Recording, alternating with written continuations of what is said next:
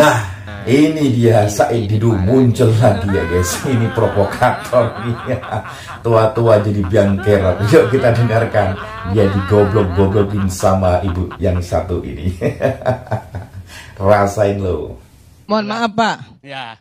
Bapak juga di setiap tempat, Bapak juga kadang-kadang juga bicara orang bodoh. Bukan. Teman Bapak apalagi yang namanya Rocky Gerung itu sudah dungu, tolol, bangsat, goblok, itu semua Bapak omongin, mereka omongin. Kan itu teman Bapak juga. Ya teman saya, jangan saya dong. Iya sama Ya, aja. apa hubungannya? Kalau saya bilang tadi, Anda bodoh-bodoh, ya ampun. Lu nggak ada. Pingin nangis saya tadi melihat. Kalau Bapak mau nangis silahkan nangis. Apa urusannya Bapak mau nangis? Tentu ibu lebih pintar dari dia. Nangis saja Bapak. Udah, kalau mau Ayo, nangis, nggak ada masalah.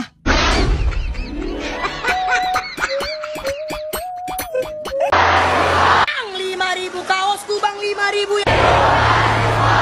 ADBH beremot bu, berduri berkawat pun ada. 5.000. 5.000, woi, 5.000 ya, yuk. Rocky Gerung ditangkap karena menghina Presiden Prabowo Subianto. Waduh, mantap nih. Indonesia cerah. Kita akan kelola kekayaan dengan baik. Dan kita akan bangkit sebagai negara maju. Kata-kata untuk 100 hari Prabowo Gibran, Bang Aryan. Kalau misalnya jadi Prabowo, jadi presiden gak becus, Prabowo mendingan ganti aja. Tapi jangan wapresnya bigo di Prabowo. Jangan. Prabowo kalau pas jadi presiden gak bisa pecat-pecat menteri yang gak becus, lu aja yang dipecat, oke?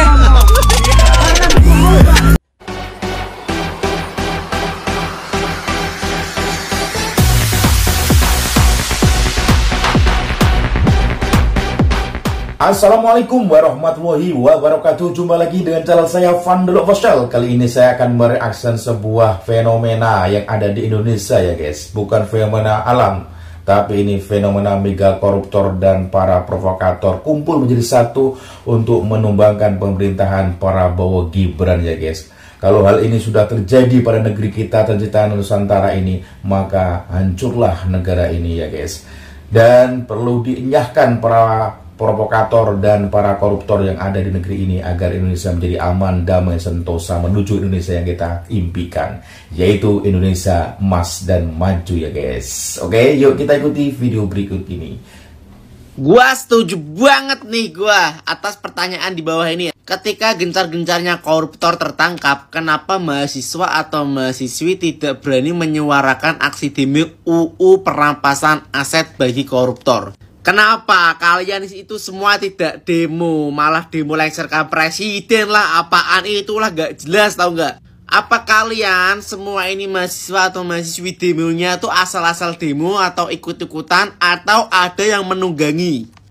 Demo itu harusnya menyelesaikan semua kebijakan-kebijakan yang tidak pernah diselesaikan oleh pemerintah. Nah, sekarang di era Presiden Prabowo semua koruptor, semua ketangkap semua. Dan DPR RI tidak mau mengesahkan UU perampasan aset atau hukuman mati. Harusnya nih para kalian semua yang terpelajar katanya, mahasiswa atau mahasiswi, demo lah seperti ini, perampasan aset bagi koruptor lah atau hukuman mati. Kalian menyuarakan hak-hak rakyat seperti ini. Apa memang benar selama ini dugaan rakyat kalian itu ditunggangi atau mahasewa? Gimana nih menurut kalian?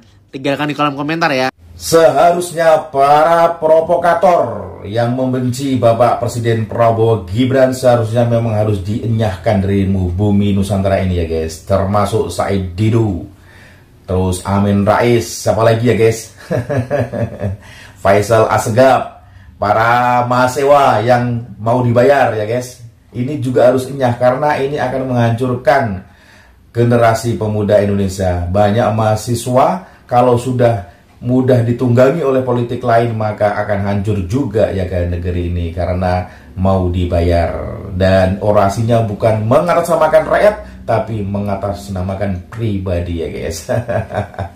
Hancur-hancur ini ya. Anies Rashid Baswedan mencari pekerjaan. Sudah diposting ya teman-teman oleh USS Fit setelah gagal menjadi capres, gagal juga menjadi cagup DKI Jakarta. Sekarang Pak Anies mencari pekerjaan. Jadi status di LinkedIn sekarang open to work.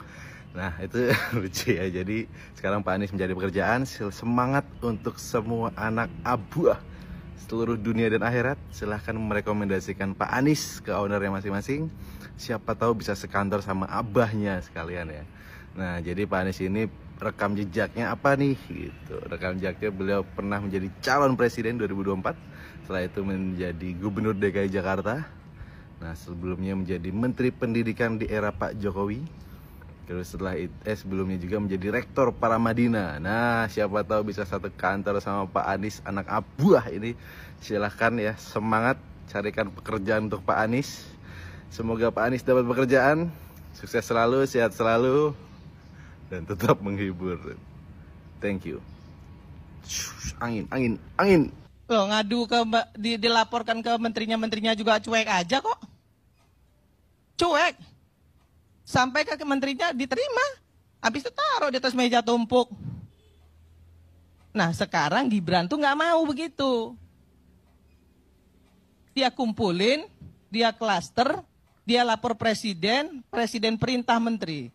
Pak Prabowo kan bilang, siapa yang nggak menjalankan program saya, silakan minggir. Nggak perlu harus saya pinggirkan. Nah, itu kita buktiin. Kita kasih kesempatan, belum 100 hari bos. Belum 100 hari, jangan buru-buru bilang mundur ke belakang, nggak bakal selesai. Ini cuman pencitraan. Aduh, coba deh punya hati sedikit lapang, sedikit lebar dada kita, ya, untuk bisa membuat bangsa ini, ya, ke depan itu maju. Mencapai target yang Indonesia emas itu nggak gampang, nggak seperti membalikkan tangan, nggak bisa. 100 hari bisa nggak? Nggak bisa, Kak Bang Karni.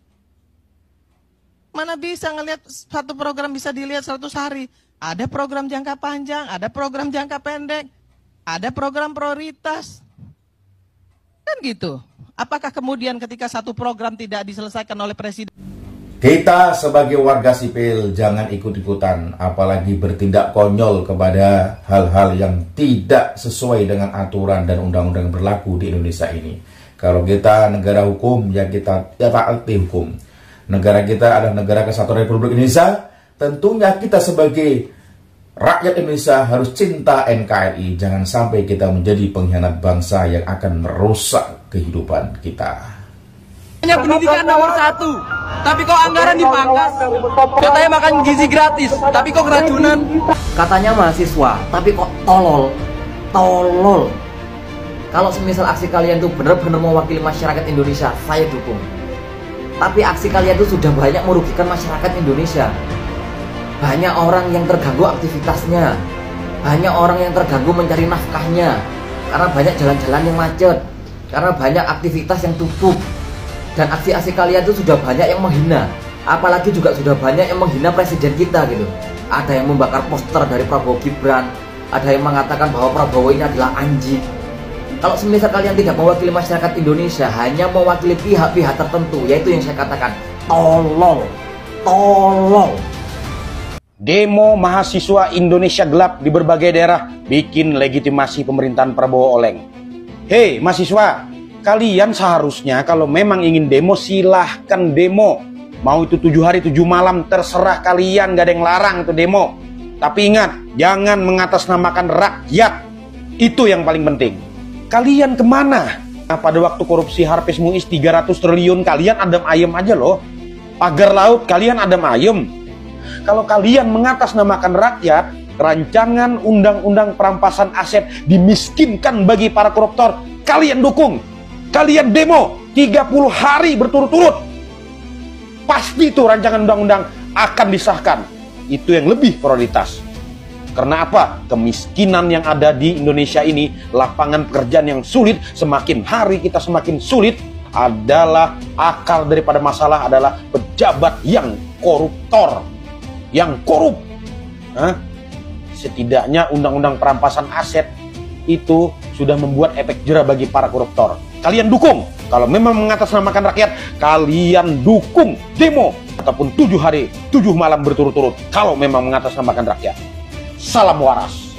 Yang intinya, ayo kita dukung terus pemimpin kita Bapak Presiden bersama Gibran agar Indonesia tetap jaya, maju dan menjadi cita-cita bangsa itu menuju Indonesia yang maju dan emas ya. Dan jangan jadi kita begundal-begundal para antek asing sehingga dia mudah mengerongrong generasi muda kita. Sehingga akibatnya apa? Kerusakan yang terjadi. Apalagi kemarin seperti Kontras yang mengaku atas nama masyarakat sipil mendemo alias menggedor ketika TNI meresmikan atau TNI bersama DPR meresmikan atau rapat tentang revisi rancangan undang-undang TNI, padahal itu semua untuk ketahanan negara. Oke? Bukan karena efisiensi ya. Iya nih, di efisiensi biar nggak ada celah buat kalian untuk bikin kayak gini rongsokan di ibu kota ya dengan harga 0,5 M. Orang kalau udah hatinya busuk ya itu udah jadi penyakit hati, itu susah dihilangin. Iya memang bener di efisiensi nih ya Burkun, Imam Mahdi palsu. Biar apa? Biar kalian pejabat-pejabat nggak bisa bikin rongsokan seharga 13 M seperti ini nih. Miris ya lihat Imam Mahdi palsu ini bulan Ramadan loh. Di dalam masjid sanggup memprovokasi umat. Belum lagi apa katanya, nanti kalau ada pemilu pilih yang benar. Udah paling benar nggak milih lu Anies Baswedan. Indonesia udah benar tidak memilih seorang bapak politik identitas. Nyatanya apa? Udah berapa banyak kasus mega korupsi yang sudah terbongkar Anies. Ntar gue ngomong kayak gini dikata Ternak Mulyono, kata orang yang udah nyoblos Jokowi 2 kali. Gue juga nggak dukung koruptor, tapi Imam Mahdi palsu mendukung koruptor. Gimana? Coba buktiin kalau gue dibayar untuk bikin video ini. Jangan bacot doang lu kayak Anies Baswedan.